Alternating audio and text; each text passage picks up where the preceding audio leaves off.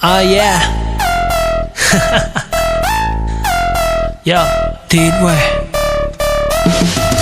Yeah Các bạn anh emក្រុមមួយដែលរឹងមាំ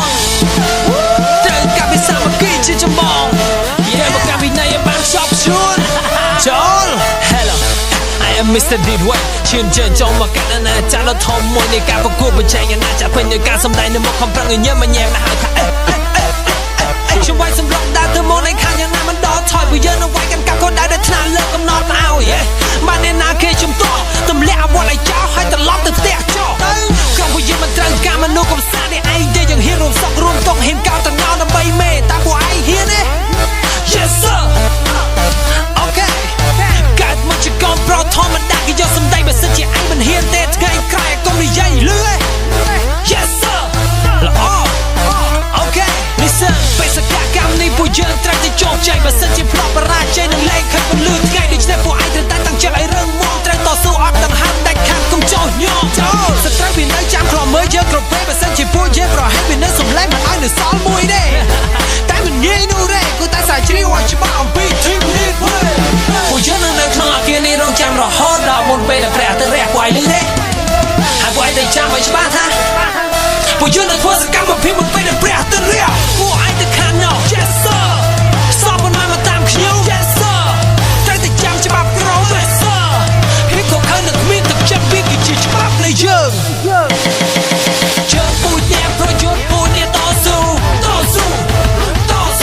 ព្រះតែនៅក្បែរយើងគ្រប់ពេល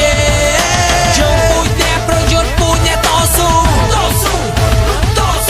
យើងនឹងវាយរហូតអន្ធានី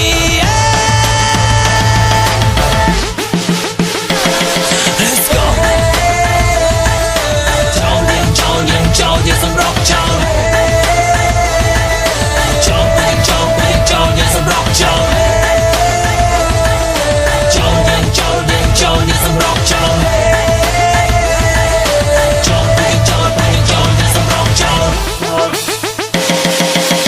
ជើងមេប្រែពណ៌ខ្មៅស្ថានភាពក៏ប្រែប្រួលវិសុខផ្ដាច់ការតាក់តងធ្វើអីក៏ធ្វើមិនបានដូច្នេះយើងត្រូវសម្រុកចេញបើសិនជាមានគេរារាំង